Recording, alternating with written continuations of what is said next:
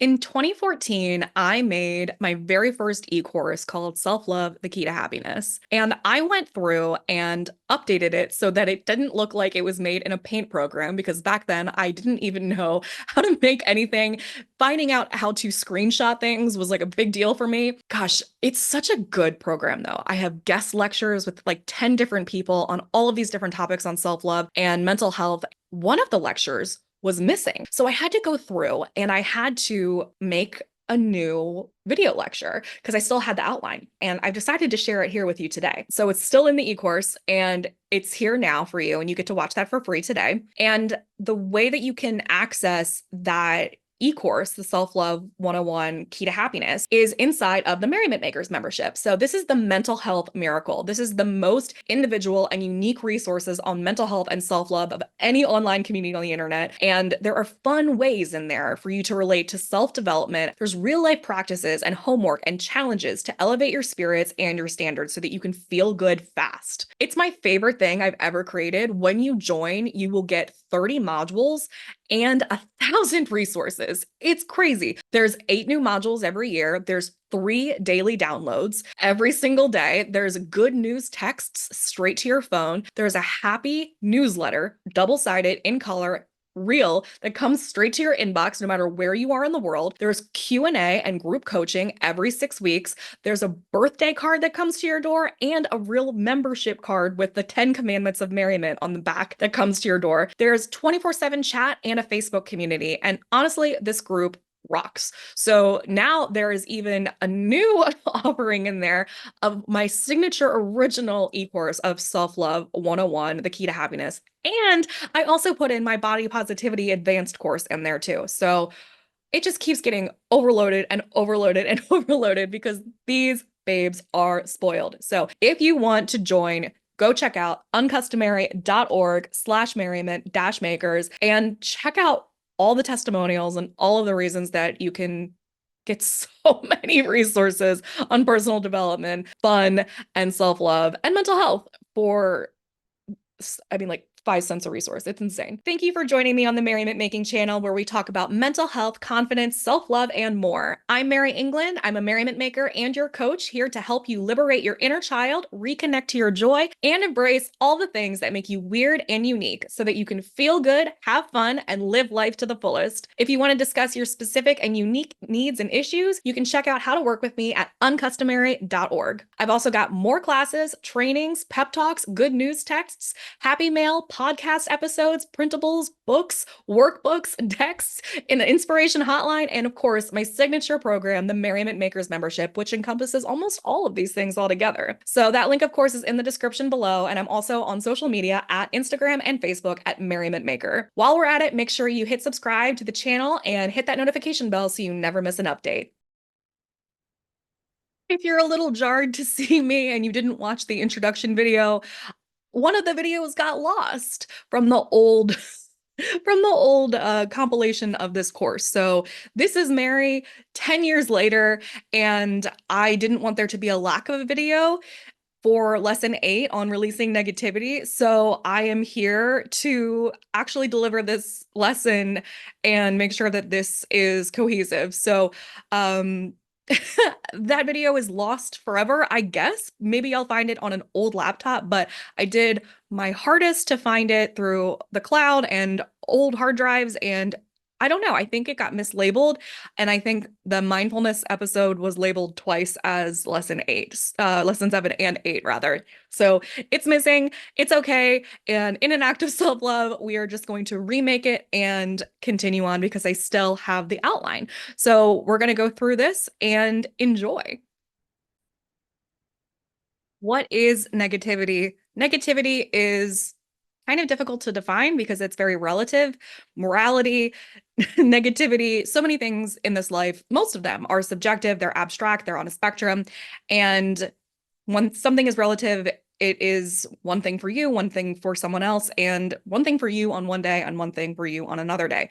So what's negative for you might be positive for somebody else, and it might not even phase you or someone else, depending on what it is, right? So experiences are just experiences, and we label them as positive and negative based on our perspective. Perspective is key in happiness, in joy, in life, in empathy, in all things.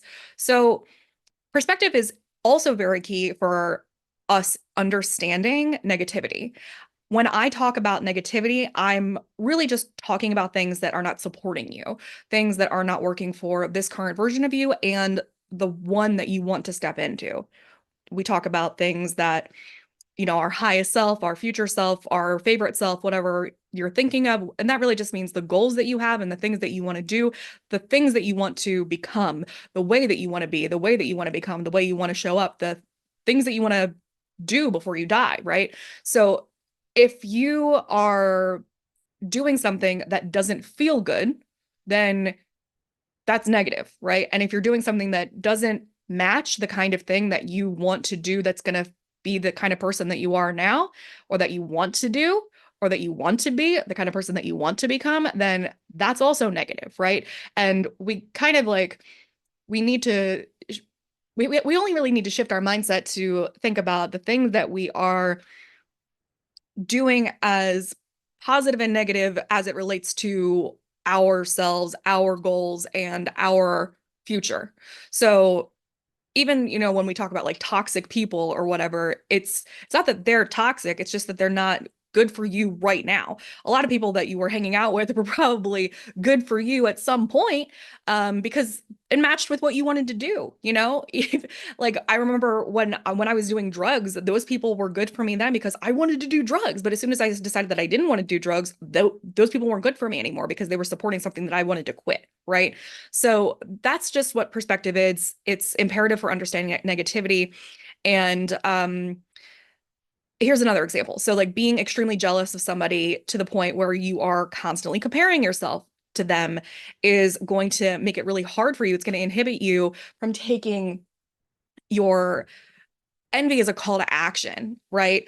It's going to make it hard for you to realize that really what you need to be doing whenever you feel jealous, when you feel envious, is to take action. When you see something that someone has, that someone's doing, that someone's feeling, that someone's becoming, and you're like, oh my God, why haven't I done this? Why is this not my time? Why am I not there yet? Why don't I have this? Why can't I do that? Why don't I feel this? Why is this not me yet? Da da da da da.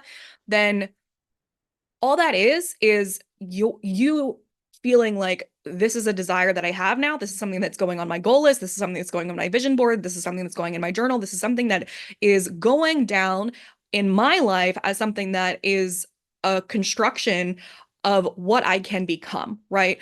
So instead of being like, oh no, I don't want to do that, then like I'm mad that someone else is doing that, you just say, oh, that's possible. Great. And now I'm gonna look at the fact that they've done that and follow the fact that people can do that, recognize that it is possible for other people, and go ahead and make that my plan now, and then break down all the small pieces that need to happen so that I can get there. Anytime that you feel jealous, absorb that, acknowledge it. Don't feel like shame about it. Don't feel guilt about it. Don't feel anger about it. And don't feel anger towards the other people. Those people are going to leave you breadcrumbs of clues of how to obtain that same success for yourself. And we're not talking about copying people, but most of the time you're never going to be like reinventing the wheel, whether it's like getting a new car or starting a YouTube channel or going on vacation or finding a new partner. Like it doesn't really matter what your goals are.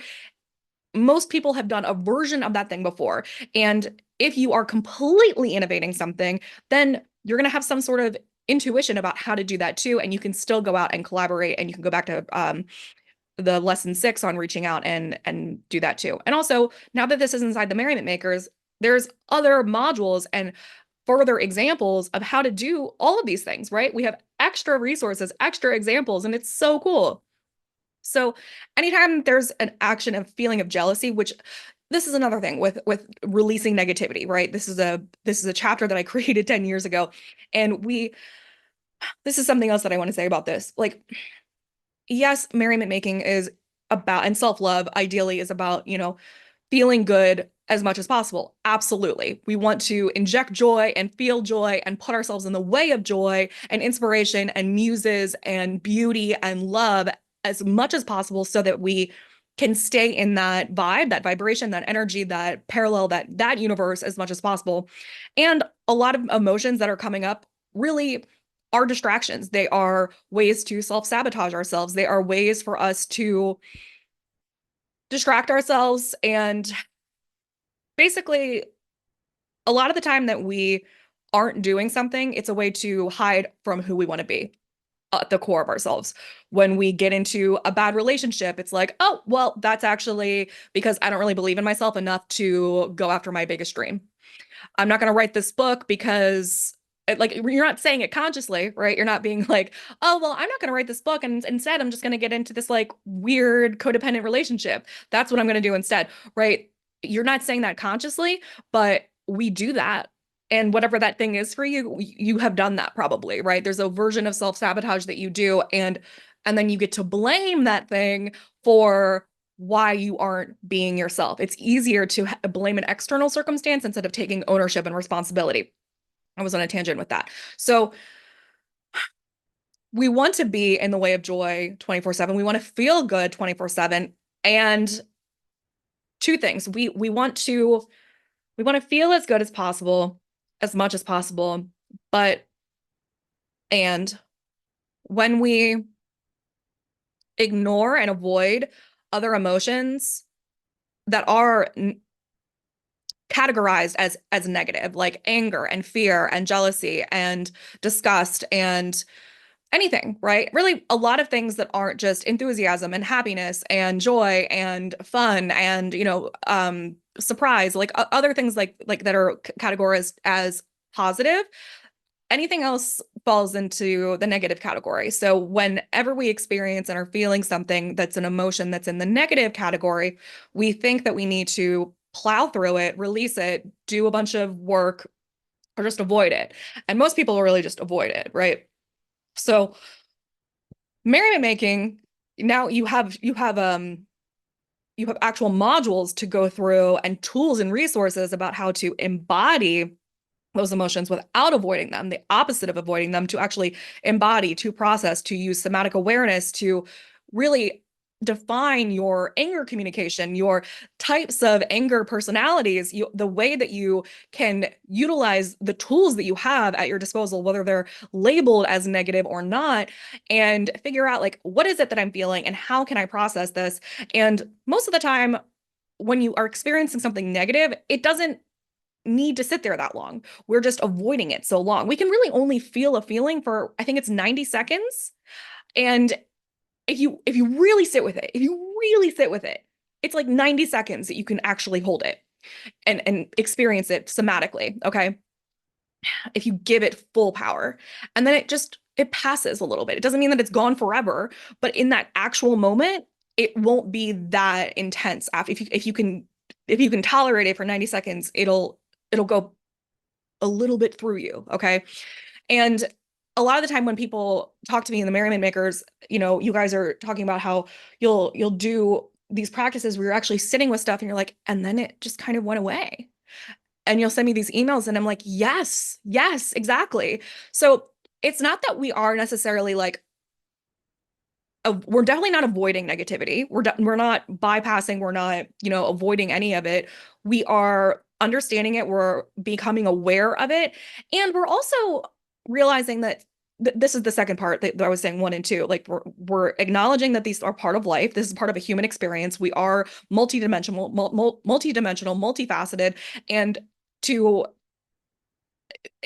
expect to have happiness without sadness would be stupid, right? There is no high without a low. If we only had happiness, it would be nothing. It would be neutral. It would be boring. It would be bland. And there would be no concept of happiness because there would be no spectrum.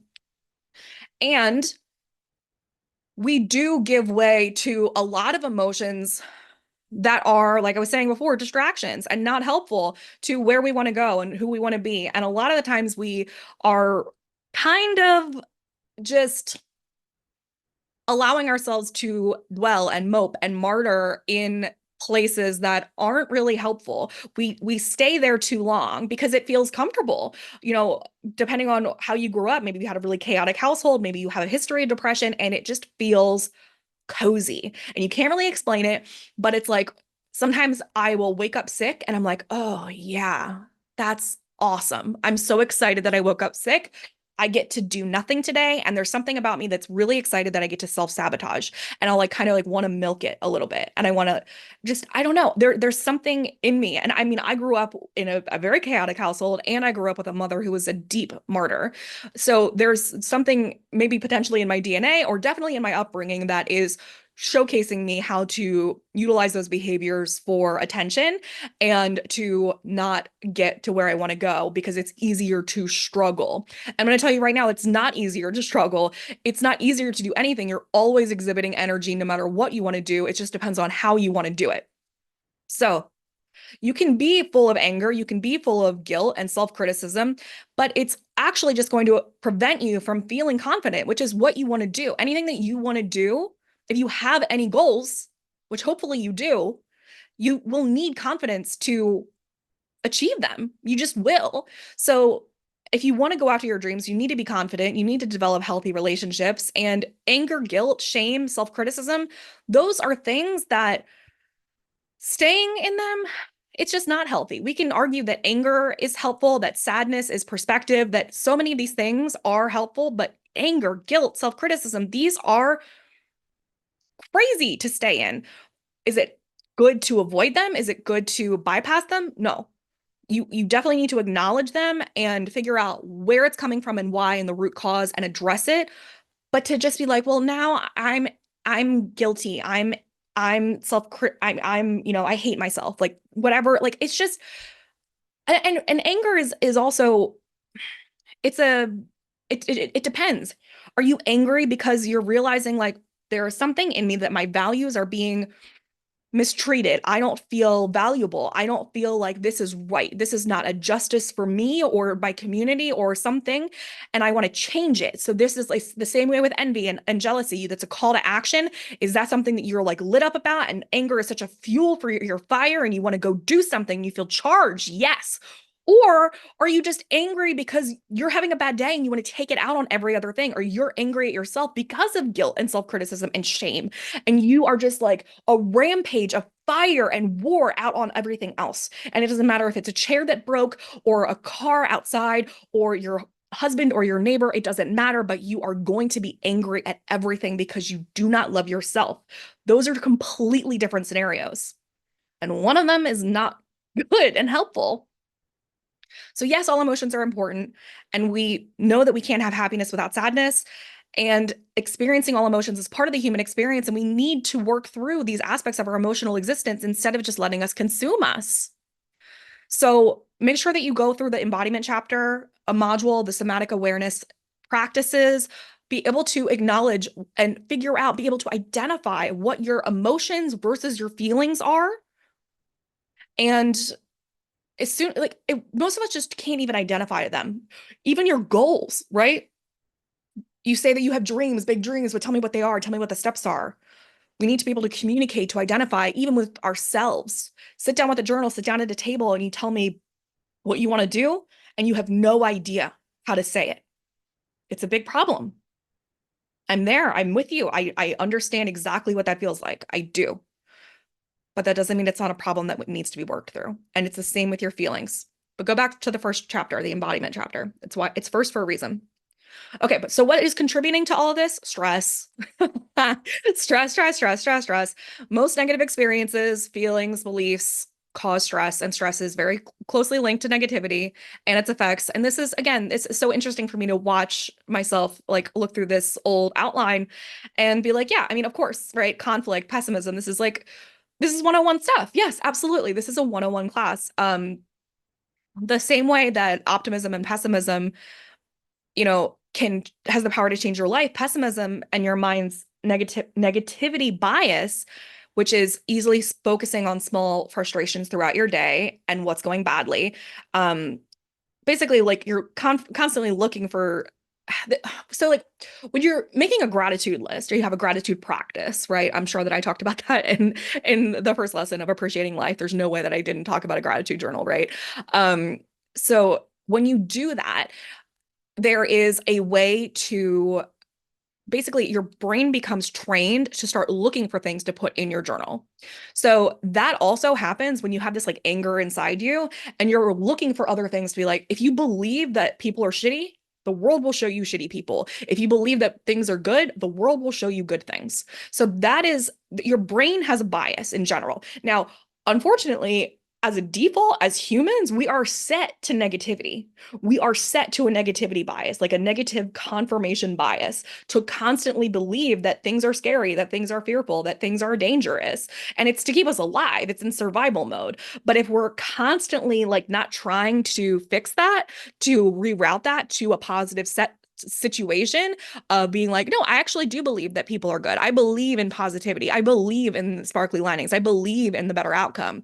Then if you continue to focus on small frustrations throughout your day, you're not going to get anywhere. You know, optimism and positive thinking has the same power to change your life. And you can overcome dreadful thinking by focusing, like, well,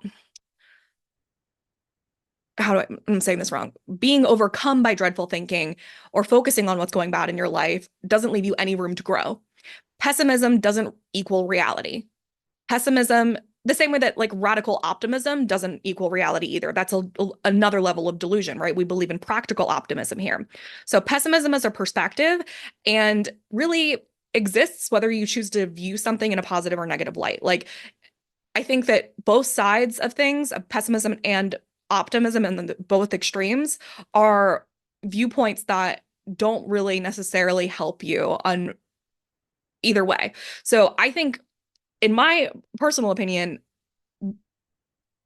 practical optimism is the way to lean. So you believe in the good, you train your mind for the good, you hope for the good because it's balancing out your negative bias in your brain that's just kind of default, and you're training and planning with actual strategy so that it's not just all like manifesting and like I hope kind of stuff. You're actually doing work. You actually have a plan in place. You don't just say, I want to go to Florida. And then you go to Florida and you're like, oh, why is there like no hotel room for me here? You go to Florida and you actually have prepaid for your hotel room. You know what I mean? So, um, I think a lot of times where we think that we're not negative, it's that other people are negative. You know, most statistically, we believe that we're kind and we believe that most people that kindness is a virtue and that we should be kind, but we believe that no one else is kind. And if everybody believes that, there's some sort of divide, right? So that happens with negativity as well. It's kind of the same thing. We think that like we're positive, we think that we're great, and we think that everybody else is the problem, but it's like if everybody thinks that, like you're part of everybody, right? So there's been a time at some point where you've been the villain, there's been a time where you've been negative, and there's been a time where you've ruined someone's day. I'm sorry. Like you have definitely done that. I know I've done that. Like if I've done that, you've done that, okay? So I've mentioned before this importance of surrounding yourself with positive people, with playful people, supportive people because they're going to enhance your happiness and your journey with self-love. But it's also important to note that you don't have to like target or somebody out of your life just because they are struggling with something. You don't have to do that. And you can also do with anything that you want to do that you need to do for yourself. Um, Depression makes it really easy for us to struggle with focusing on happiness. And um yeah, I mean it's very true. Like there's and what I've learned is that when we have happiness habits that we are bookending with our day, that we are constantly putting ourselves in the way of love and beauty and inspiration and muse and feel good media, and we are cultivating our lives as much as we possibly can and participating in hobbies and having rituals and doing all of these things, it's less likely that your depression will consume you. I'm not saying it'll go away, but I am saying that it will diminish almost certainly. And it's hard to believe when you're in the state of depression. It is. It's well, and I'm not talking about circumstantially either. Like that's if you're experiencing a grief or something like that is deeply dependent on the circumstance and you need to move through that with embodiment. But when we are in a state of chronic depression, a lot of what happens when we are feeling depressed is because we're not living the life that we want to live. And I definitely believe that depression, we have preconceived, not preconceived, like preset biological disposition for all mental illnesses. And I believe that we as a culture, as a society, are not doing the work to be our best selves. I think we are in a culture that is making it as easy as possible to put everything on autopilot and, frankly, to be lazy about everything. And that includes our own self-love, self-help, evolution, taking care of ourselves, and not being on screens so much, not ingesting negative media, negative music, negative war movies, horror movies, the news, and not watching TV for 5 hours a day, not listening and reading negative comments. Like that stuff alone is damaging. Being aware of the people that you're hanging out with, thinking about if you're the sum of the five people's moods around you, where does that leave you? If you were to start your day and end your day with the happiness habits that I have cultivated, if you are to, you know, put yourself in a positive outfit that feels really good to you every single day, if you're to wake up and shower and make yourself look good and feel confident, if you are to spend an hour a day on yourself and make time for yourself and do something that feels good, if you were to think about how you fit into this world and not with people pleasing, not with making sure that you are the label that someone else has put out for you, right? I I'm looking at these notes and I'm realizing that even back then, I made this whole section out about how to not like to be so aware of mental illness and depression. And I think that's why a lot of people liked me at first is because I was so coddling about mental illness. And I have 12. I have 12 neurodivergences on paper, and I don't even really care anymore. You'll see me tick. You will see me like I will have fits of OCD. I still have mood up and down, bipolar fits. I still have I have flashbacks. I have so many different things, right? But I used to kind of like I was talking about the martyr thing. I used to be kind of excited and thrilled by that. That was, I love being weird, but that was like a part of my weirdness that I was mentally ill. And it was such a good reason to not be the person that I was supposed to be. And an excuse. And I still have those things. I do. And they get better the more that I try, the more that I love myself, the more that I do personal evolution modalities, the more that I do things like tap and say affirmations and do mirror work and do coaching and work with therapists and have tried abnormal things like TMS and and other types of therapies and microdosing mushrooms and there's so many different kinds of things that you can do that there's and so many of them are free that there's really potentially no excuse for why we can't try. And I haven't always wanted to try. I've always thought that I wanted to try, but I have used my mental illnesses as an excuse to not release as much negativity as I thought that I could for a very long time. And I'm still not where I could be because if I was, this would be a much cooler background. And there's just so much always to do. You know, I am so excited to be able to continue to do this. And maybe I should redo all of these lectures. I don't know. But I want you to know that you are worth challenging every label, every thought, every thing that's been told to you, including by me, whether it was yesterday or 10 years ago. And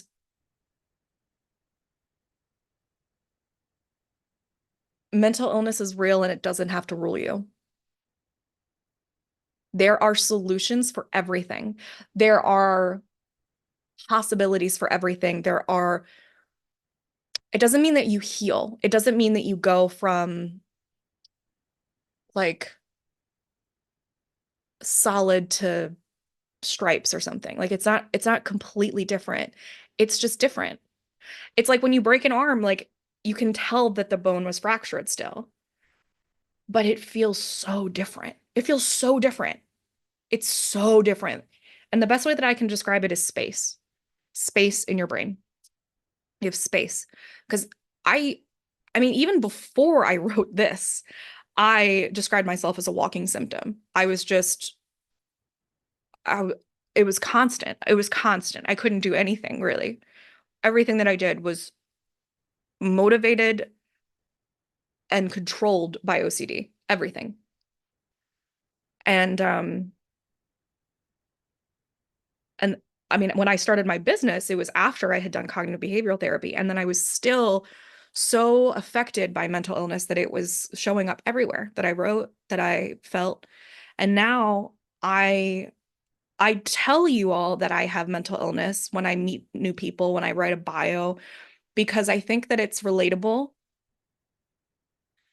And I think it gives me, I, because the same way that I wouldn't want somebody in AA to teach a class at AA who had never had an addiction.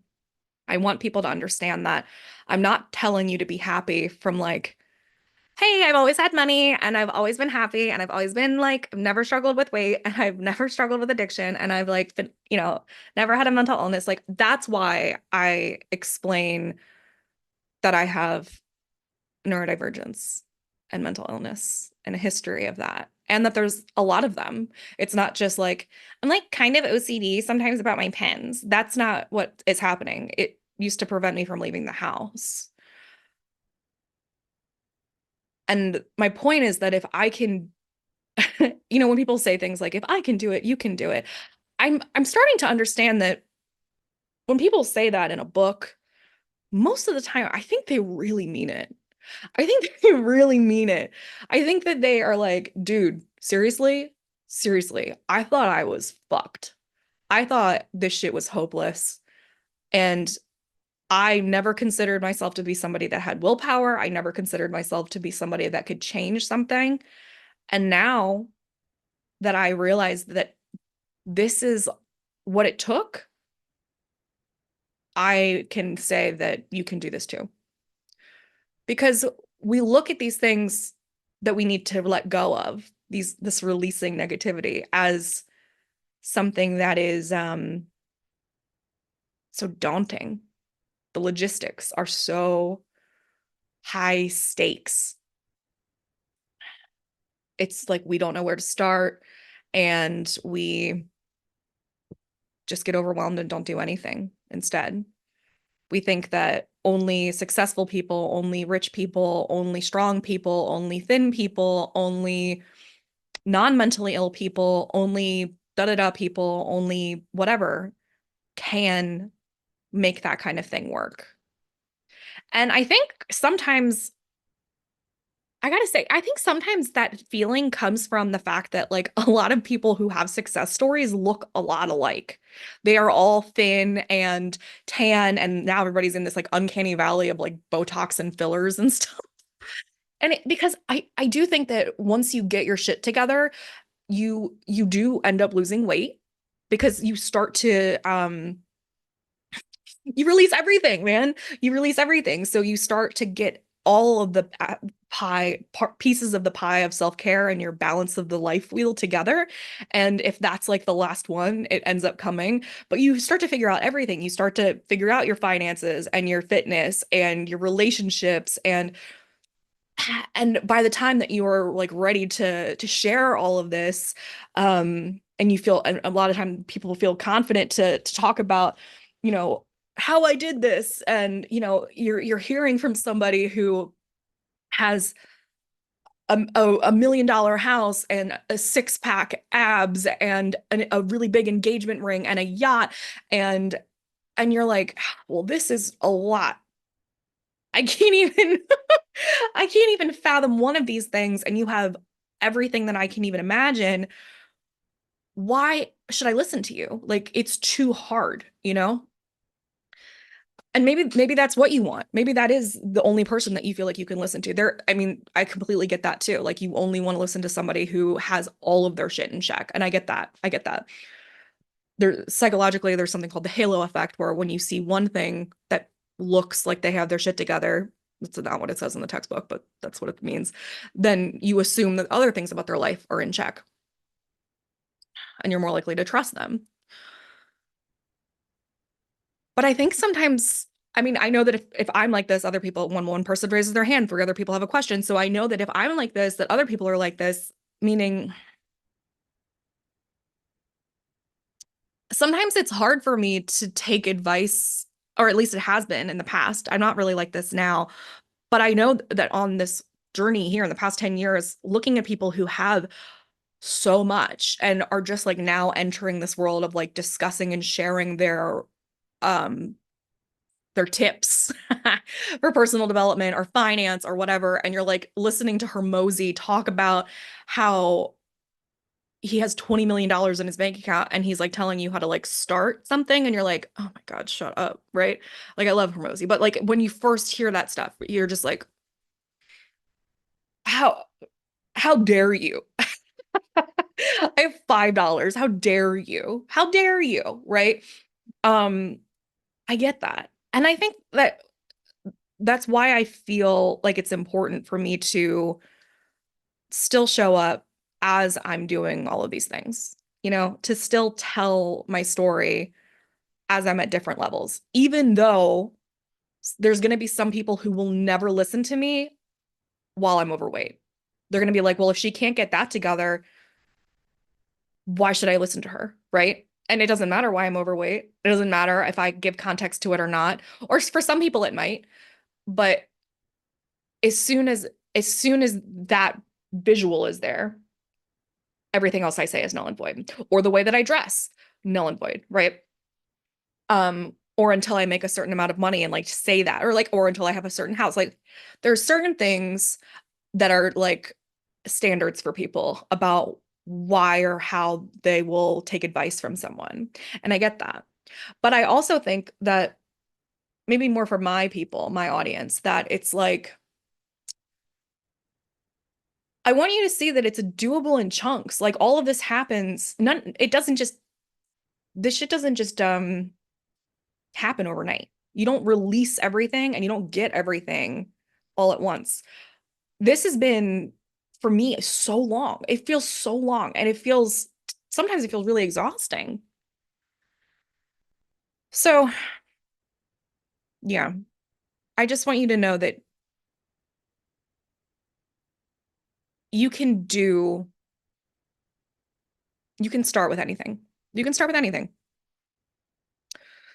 So, think about, I mean, we're supposed to be talking about negativity. Um,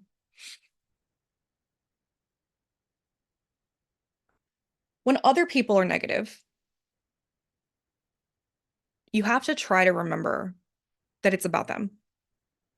It's really hard to not take shit personally. It's really hard.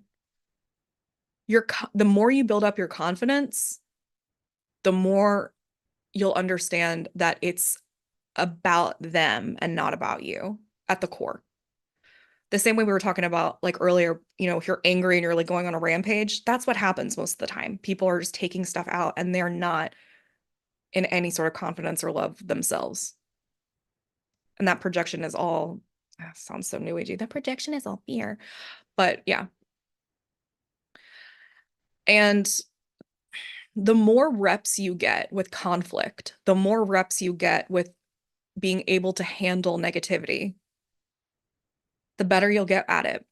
We do not get good at anything without practice. And I know a lot of us have trauma and have a really difficult time being around conflict, let alone engaging in it.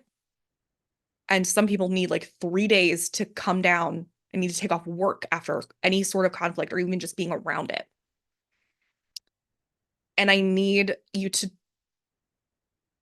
put yourself safely around it. Like, do exposure work safely around conflict because there is conflict everywhere in all aspects of life. And I don't want there to be. But again, we can't have happiness without sadness. Everything is a spectrum. And until you can be able to advocate for yourself, to stand up for yourself, to say, no, I did not order this. No, I do not want it like that. No, you do not speak to me like that. Did you forget who I am? You will respect me. You will not be able to get where you want to go, to handle your dreams, to be able to not just get them, but handle them. And that means that if you are struggling with dealing with conflict, that there needs to be micro movements of exposure to conflict as much as you can, like cognitive behavioral therapy with conflict. You can even look up a therapist specifically for that.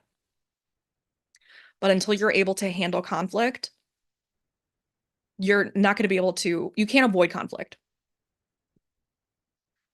So if you're not sure if negativity is affecting you, I mean, there's ways to look at it, but honestly, it's kind of hard to know if these are like symptoms of other things, but poor sleep, lack of libido, thinking yourself sick, learned helplessness, self-fulfilling prophecies. Like if you like start thinking of something negative, then it happens. It's like manifesting, but for negative shit. You can even have a weakened immune system, hypertension, digestive disorders, body pain and tightness. Um, I think really just ask yourself, like, is this rational? Whether it's about someone else's negativity or yours, this thought. It's like literal thought work. Okay. So when, if we're thinking about an inner critic, there's a whole video that you can watch about loving your inner critic, looking at them as an inner advocate. But you don't have to tell them to just shut up. You can look at them as somebody who has been through the same stuff as you and that they've been bullied too, and you can love them. I would recommend watching that in the self-esteem module. And the way that I look at inner critic work is the way that I would look at like a diet. So I would never recommend to somebody to like cut out all of the foods that they like in order to lose weight, right? I would say eat more healthy food. So you eat a bunch more healthy food and you're full. So it's not that you're cutting out like Oreos or Doritos or whatever junk food is your pleasure. You just fill up on asparagus and salad and stuff. And then you're like, okay, well, I'm full now. I don't have as much room for the junk food anymore. So that is a tactic for really all of this negativity too. You can release negativity by making less room for it, by putting your way, like I said, putting yourself in the way of beauty and inspiration and love and art and muse and happiness rituals, bookending your day.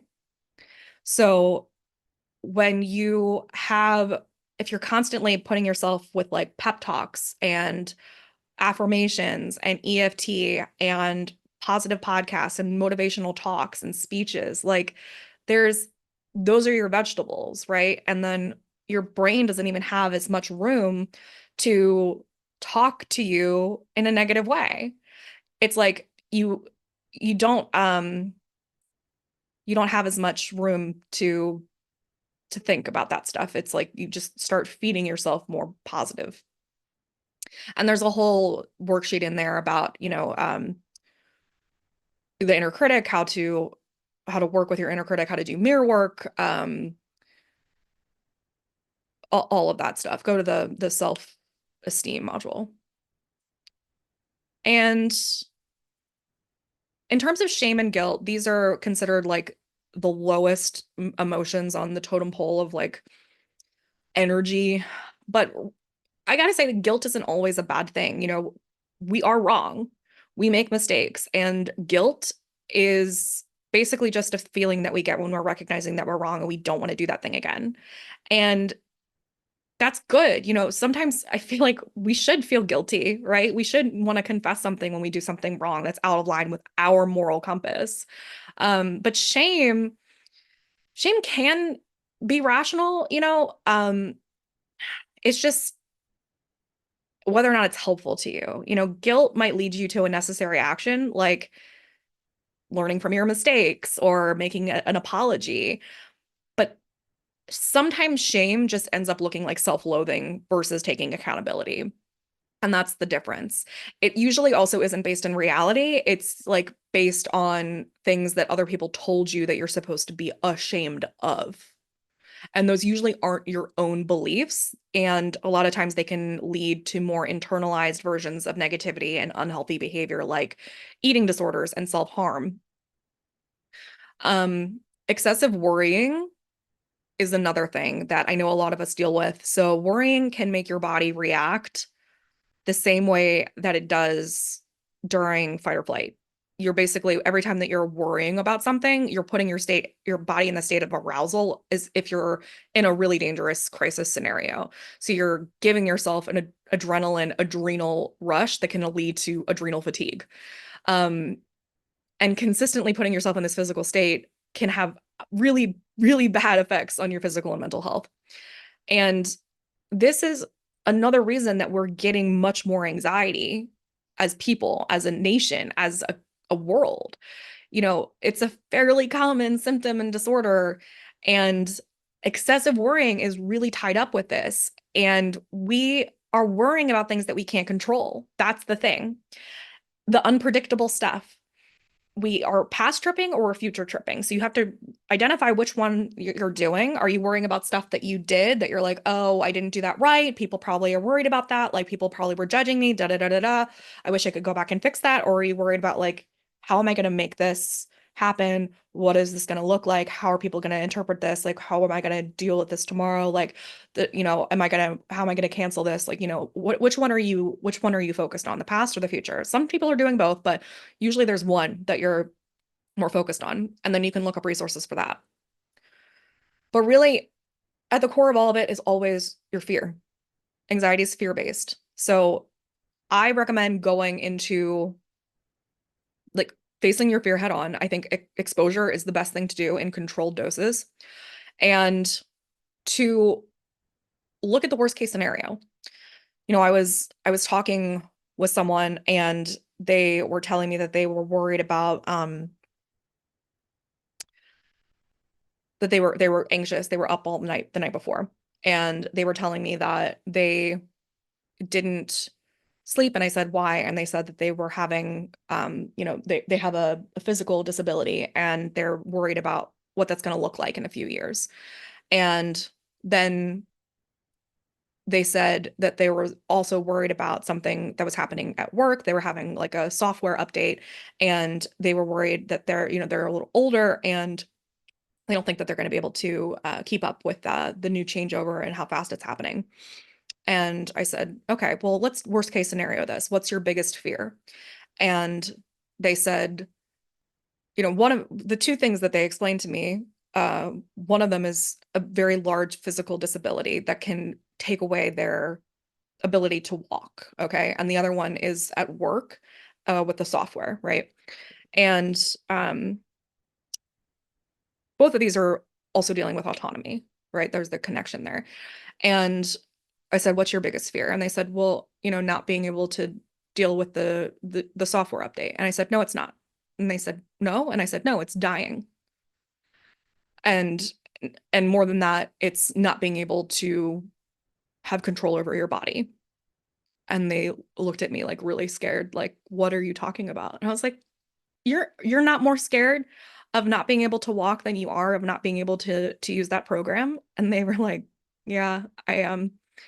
And the thing is that we avoid even acknowledging what our fear is, right? So that's the first step. And then I said, okay, well, let's look at the other one first. I said, what happens if, tomorrow your boss comes in and rolls out the software update and you can't do it? What happens? And they thought about it and they said, nothing. And I said, nothing. They can't fire you? And they said, no. And I was like, so what happened logistically if you couldn't do it? And they were like, well, I guess I would just be put in like a training room until I got it. And I was like, would you get paid? And they were like, yeah. And I was like, so you would still get to come to work, the place that you're worried about losing, and you would still get paid and you would just have to learn a little slower. And they were like, yeah. And I watched their face relax and like the color come back. And I was like, okay. And I was like, now let's talk about your body. And then we went through logistically like what it would look like to lose control of their body versus their mind and planning for that. So when we are having anxiety, which is really, I mean, when we're talking about negativity, these are really the things that I think are negative, right? It's anxiety, it's depression, it's fear, it's grudges, and our inner critic, right? So these are things that we actually want to focus on. And when you're dealing with a fear, I recommend, first of all, being real as hell with yourself. Like, what am I actually scared of? Because if you can't even say it, you're not going to be able to deal with it. Remember the thing I said about planning, like a practical optimism? Like, part of this is absolutely planning. So, when we are faced with fear, it's because we are faced with uncertainty. Our brains do not like uncertainty as creatures, as humans. We are not into not knowing what's happening. We like part of our autonomy, part of our freedom is knowing what's going to happen. We like freedom, but we really part of our freedom is like being able to know where the exits are. Okay. So when you're dealing with a feeling of a lack of autonomy, and really a lot of your fear is coming from that. Where do you feel a lack of autonomy? Where do you feel a lack of control in your life? There's an uncertainty there of how you're going to get that control. And I I want you to play it out. I want you to take it all the way to the worst case scenario. Tomorrow it happens. Tomorrow you lose your legs. Tomorrow you can't you have dementia. Tomorrow you the digital takeover happens. Tomorrow you break up. Tomorrow, whatever the worst thing is that you can imagine, the worst fear that you're thinking of. Okay, it happens. I know you're going into fear, you're going into anxiety. Okay, it's happened. You can't do anything about it. You can't. Okay. Now realize again that this is a thought exercise and it's not probably going to happen, right? Anything can happen. We can't control that. I could get hit by a bus tomorrow because I am very distracted often. But then I want you to get out a pad of paper and I want you to write down step by step what needs to happen. You break up. Okay. Are you living together? What do you need to do? What are the logistics now? This is logistics. This is planning. If you were to lose the ability to walk, what needs to happen? Get real. Do you need to write like a will and testament? And and then also like are you realizing that the thing that you're scared of is not even this big of a deal? I mean, I think it's not to diminish your fear, but I think also having perspective, right? We talked about perspective in the beginning. I think having perspective of the fact that like a lot of people's biggest worries, biggest fears, biggest realities that they're dealing with of like being in a country that's having a war or having a plane fall on them or I don't know. Like, I mean, I'm just saying there's if you were faced with 100 random people's problems in this world, you might pick your problems again. And that is something to not necessarily be grateful for, but maybe it is. You have no idea what else is out there. And maybe this is the best there is, you know? So that's also something to have perspective for, to have gratitude for, and to appreciate your life. And to be like, okay, you know what? I can't control whether or not I get hit by a bus, but if I were, this is my plan. This is my plan, and it gives you a sense of control. And when you refuse to look at the plan, when you refuse to look at the worst case scenario, you can't have any protection. You can't have any security. You can't have any certainty because you haven't made any plans. So make a plan. You hope for the best and you prepare for the worst. That is practical optimism.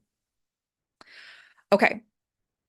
So negative situations are only negative if we give them that power and perspective. And if you know something somewhere or someone is in your present moment has a negative connotation with something, is it better to avoid it entirely? And, no. That's the answer at my current state of understanding. I think that we do know that there are certain things that will deeply trigger us, and we can move ourselves in toe by toe, 1% by 1%. But at the end of the day, we need to confront our fears. Now, are there certain things that you can decide, like with a sweep, I don't need to do this? Like, I never have a good reaction to horror movies, right? So I just don't watch them because I don't think that it's helpful to me. But that's not part of my reality. That's a part of media. Do you know what I mean? Like, I think that that's fine. Like, I think you can be like control all to certain things, and that's not really affecting the future person that you want to be. And if you can make a decision like that to avoid something altogether, like, but it's not out of fear necessarily, it's out of soothing your nervous system, I think that that is okay. Also, grudges.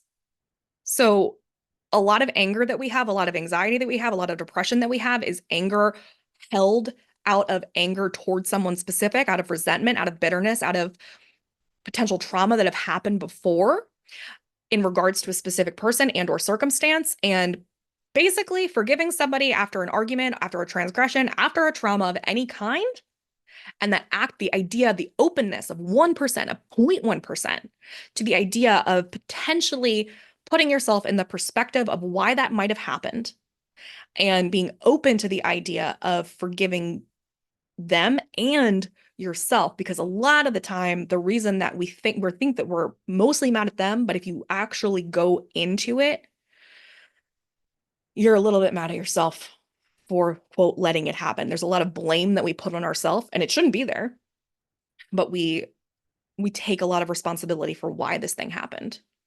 And we realize that there's actually forgiveness that needs to happen in both directions. And there's a forgiveness script in the Merriman Makers, and there's a podcast on how to have empathy for anybody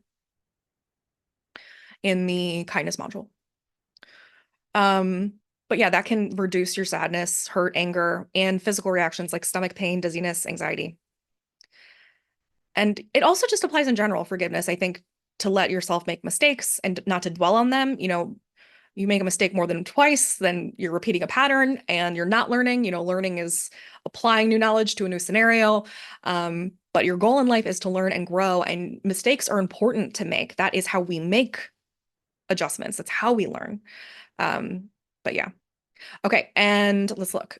Preempting with positivity. So we've learned about the science of happiness, and ultimately the same concepts and theories apply to negativity. So we do have to make time to prioritize positive experiences, emotions, media, and perspectives, because it just takes longer for a positive memory to move to your long-term memory. Everything about us is wired for negativity. So if you want to have a happy life, if you want to have a positive life and perspective, you have to work at it. You need about 3 times as many positive emotions to counteract a negative one. It's the reverse of negative stuff. So basically, I think that's honestly why incantations are always 3 times in a row. I think it's just science to it. Um, you know, you every time I always say, like, every time that you have a negative thought, try to say 3 things you're grateful for, try to say 3 good things about yourself. That is actually scientifically about how it's going to like process it in your brain. You're counteracting that crap. But all the negativity in the world can hit you full force every single day. We cannot control what's out there. We cannot control it. We can control how you perceive it. We can control whether or not you like decide that that's negative. You can just be like, that simply is. That is happening. You can laugh at it. You can let it be absurd. And you can decide whether or not you're going to let it in. And you can also stockpile positivity too, man. Like filling your life with as many positive experiences and emotions and media is important. Being choosy as hell can help you prepare for negative things in the future. You know, it's like how meditating over time soothes your nervous system so that you're more tranquil in life. I think that's true about positive stockpiles of stuff. You know, the more positive stuff we intake, the next time that you experience something negative that jars you, it's going to be easier for you to deal with it. And if you can't deal with it, it's going to be quicker for you to bounce back. Look for solutions. Figuring out how you can solve a problem, deal with a conflict is really great. I talked about that earlier, and being able to approach situations from the perspective of working it out for your best ability, the best of your ability, is a really great way to help release negativity. Always be solution oriented. Always be like, I am here to solve this problem. I am here to work with you on fixing this problem. We are here to work on this problem together. You are not the problem. We are working on this problem together, right? We are looking towards a solution. Anything that you're doing during your day, don't be like, oh, this sucks. Just like, oh, cool. How can I find a solution for this? Like, always just shift your perspective, shift your language. Language is extremely important. The way you think, the way you speak, the way you write, everything. And these are some exercises that I wrote. Okay. Venting, channeling energies. By that, I mean like, imagining somebody that you really are into and the way that they are positive and just being like, I'm gonna pretend, basically it's just pretending that you're a person, right? So like, I'm gonna pretend that I'm Oprah today. And like, how would Oprah do this? Gratitude, journal, laughing, laughter yoga, moving your body, dancing, exercise, yoga, a cleansing ritual, mindfulness activities, grounding meditations, mantras, a protection shield. Imagine that there's a white light around your body. You can also like do like zipping up, like imagine like zipping up from your crotch to your head. Smudging your aura. Oh my God, these are so witchy. I love it. Crystals, putting crystals on your altar and your bra and your purse. Black tourmaline, black onyx, and obsidian. They're supposed to be at your doorway. Emotional freedom technique. I actually wrote that out. EFT or tapping. We have a bunch of those in here. Also, I think just check out the it's so funny to me, the ones that I wrote here. The check out the anger module for releasing negative stuff. I think the exercises in there are going to be really, really helpful for this one. And also the embodiment one. I really think that for this particular module, the embodiment and the anger module will help you in terms of the physical, tangible activities. Okay, so that was interesting, and much longer probably than the other modules, and a much different take. So maybe I'll go through one by one and add my own new take on these. And yeah, pretty cool to hear and see what I thought then, what I feel now. And again, it's not really that different. It's just a little different. Okay, so good luck releasing negativity and enjoy. And I love you. Maybe I'll put this on YouTube for everybody to have. Okay, bye. So annoying. You have to feel good to do good. Oh, and if I do put this on YouTube, you should go check out the Merriment Makers. I'm so professional. Hold on. It's fine. I'll just record a little extra thing when I put it on YouTube. I love you. Bye.